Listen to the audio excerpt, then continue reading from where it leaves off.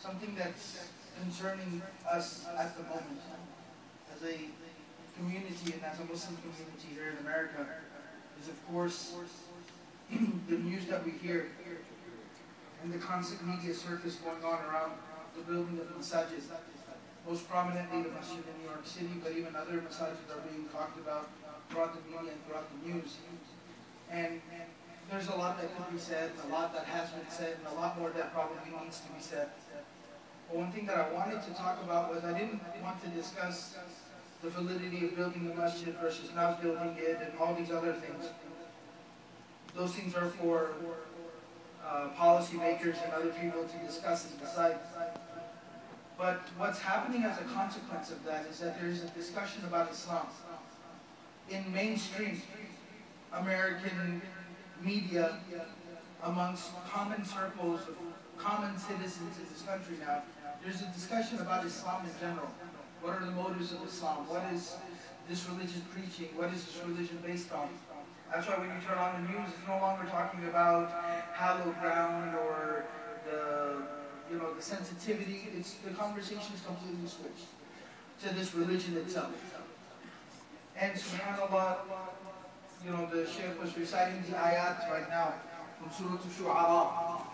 And the beginning of the surah starts in a very powerful tone. It talks about Muhammad Rasulullah sallallahu alayhi wa sallam. Allah addresses him by saying, لَعَلَّكَ بَاخِعٌ نَفْسَكَ أَلَّا يَكُونَ مُؤْمِنِينَ. That you're going to kill yourself. You're going to destroy yourself. Why these people don't believe? Over the fact that these people will not believe, you're going to destroy yourself. It shows that how tireless the Prophet ﷺ is concerned, his effort, and his drive and his motivation was for the sake of humanity, to benefit people, to preach to people, to teach people, to bring guidance to the doorstep of people. This is how concerned he was, how selfless he was, that he was literally at the verge of killing, destroying himself for the sake of people. And then, subhanAllah, the Quran is a complete discourse and a complete dialogue. And it addresses topics in a very, very profound and in a very sophisticated manner. When you go a few ayat ahead, Allah subhanahu wa ta'ala talks about the story of Musa alayhi salam. And he talks about what transpired with Musa alayhi salam at his time between him and Fir'aun. And we see that Allah subhanahu wa ta'ala, when he's talking about Musa and Fir'aun and what happened between the two of them, this is as a consolation and as a guidance to the Prophet ﷺ, that while you are investing yourself 110% into this effort, while you are willingly, literally at the edge of just completely annihilating yourself, destroying yourself, in your tireless effort, pursuit of the guidance of humanity and mankind, you will be confronted. And you'll be confronted by people of no morals. You'll be confronted by people of no ethics. You'll be opposed by people who have not a drop of decency within them. They are not looking for logic. They are not looking for an intellectual argument. They are not looking for rationale. They are not concerned about their own well-being, let alone the well-being of all the rest of the people. Their motives are simply based on personal agenda. Their only motivating force and factor in this life, the only thing they care about in this world, is their own popularity, fame, power, money, influence. This is all that concerns them. And they will do whatever it takes in order to fulfill their personal motives and to realize their personal ambitions. And they will stoop to levels that you could not believe in order to simply prove that you are wrong and they are right. They're not out to prove anything. They just want to embarrass you in public. And the example that Allah gives of that is of Fir'aun. That look, Musa alayhi salam, one of our greatest, brightest, most noblest messengers with some of the greatest miracles that any prophet has ever displayed. His asa, his staff, his glowing, shining hand, and all the rest of the miracles that Allah had given to him. And he went to this man Fir'aun to give him the message, to talk to him about what's reality, what's the truth. But look how Fir'aun confronted him. He begins the dialogue by saying what?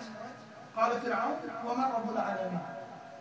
What is this Rabbul Alameen that you call me to? Subhanallah, even the language of the ayah doesn't say Ma Rabbul Alameen. He said Ma Rabbul Alameen. What is this?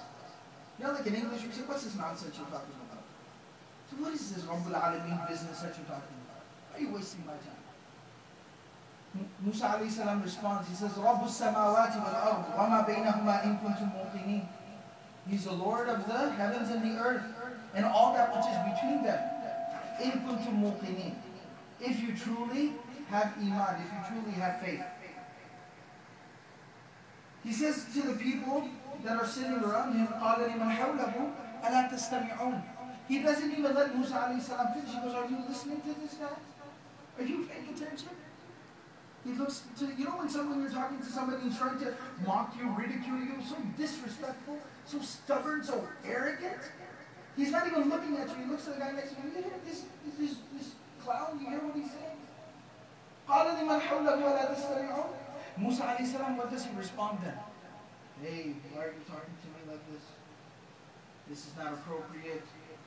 Okay, fine, you want to talk like that, I'll start talking. Hey guys, how do you check him out too? No. What does he say? He says, قَالَ رَبُّكُمْ رَبُّ آبَائِكُمُ الْأَوَّلِينَ. He's your Lord and your Master. And He's the Lord and the Master of your forefathers that came before.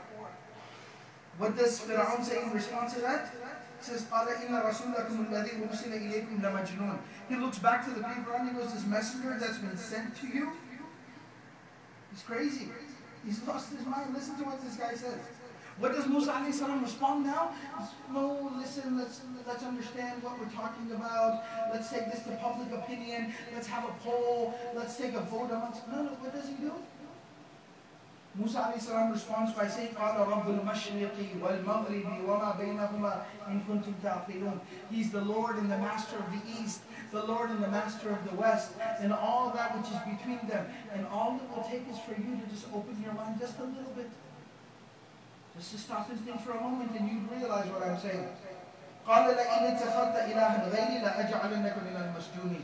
Now Musa alayhi salam's persistence, his commitment to haqq, truth, keeping the conversation what it needs to be. We are talking about Allah. We are talking about what matters. Look what it's enraging Fir'aun. He says, that's it. I'm letting everybody know. If anybody takes any other God besides me, Fir'aun says, لَأَجْعَلَنَّكَ مِنَ الْمَسْجُونِينَ. I will lock you up for life. You're going to prison if you end up believing in any other God besides me. قَالَ أَوَلَوْ جِئْتُكَ بِشَيْءٍ مُبِينٍ. Musa alayhi salam, what does he respond? Oh, wait a second. Let's discuss this. Let's go to the media. No. He says, أَوَلَوْ جِئْتُكَ بِشَيْءٍ مُبِينٍ. What if I came to you with something that's so clear that there is no doubt about it? قَالَ فَأْتِ بِهِ إِن كُنْتَ مِنَ الصَّادِقِينَ. He says, come on, then bring it. Come on, show me. If you're not lying, if you're truthful, then show me. What is this clear thing that nobody can deny? فَأَلْقَى عَصَاهُ فَإِذَا هِيَ ثُعْبَانٌ مُبِينٌ وَنَزَعَ يَدَهُ فَإِذَا هِيَ بَيْضَاءُ لِلنَّاظِرِينَ. He showed him the staff that became a serpent, a snake. And he showed him his hand that was bright and shining for everybody there to see. قال للملأ حوله إن هذا لساحر عليم يريد أن يخرجكم من أرضكم بسحره فماذا تعملون. What did he finally respond with? He says, this is magic. Look at this guy, he's putting on a magic show. All he wants to do is take you out of your land. They're opposed to your way of life. He just wants to kick you out of your land. فَمَاذَا تَأْمُرُونَ. What do you think we should do? And then the dialogue goes on, and then they have this elaborate plan where Fir'aun has gathered together all of the great magicians of the land, and then there's a showdown and a confrontation, and the story continues. But one thing very important that we realize here, one thing very, very profound that we realize, we have a message. We have a message. We have a very clear message, a very direct message, and that is that we are inviting humanity to Allah subhanahu wa ta'ala. Just like Musa was inviting Fir'aun to Allah. Just like Muhammadur Rasulullah sallallahu alayhi wa sallam was inviting the Quraysh and all of humanity, the people of the Arab and all of humanity to Allah subhanahu wa ta'ala. And there will come along people like Fir'aun, like Abu Jahl, like others. who tried to divert the conversation. Fir'aun said, listen to this guy, interrupting him over and over again, trying to derail the conversation. Because he knows this conversation, as it goes forward, as it progresses, it's not going to be good for him. Abu Jahl tried to derail the conversation. Muhammad, what do you want? You want to be famous? We'll make you famous. You want to be powerful? We'll make you our chief. You want money? We'll give it to you. What do you want? Name your price. But the Prophet ﷺ stayed the course. And that's why you and I are just sitting here right now today. We're faced with a similar situation, a similar test and a similar task today. The conversation is being derailed. Everything else is being talked about except what needs to be talked about. The mistake that we cannot afford to make is to fall into this trap of derailing the conversation. We need to stay the course. We have truth. We have haqq. And just like there's, Allah said, Shaykh Abdul Nasir Jangda, the beautiful, وَأَنْبَتْنَا مِنْ كُلِّ زَوْجٍ. Allah's created a pair of everything, opposites in everything. So wherever there will be haqq, there will always be forces of batil. I mean, think about Muhammad Rasulullah sallallahu alaihi wasallam. Think about the haqq that he represents. But there were munafiqun inside of Medina. There were munafiqun that would pass him on the streets every single day. Hypocrites. Wherever there's haqq, batil has to be there. It will be there. It'll find a way to survive it. But we need to stay the course. And just like Musa, when the conversation escalates to the point where that's it, threats are being issued, ultimatums are being thrown down, the table is being slammed, Musa alayhi salam laid out the miracles, the unbelievable, amazing miracles that Allah had gifted to him. He laid them on the table and he said, now answer this.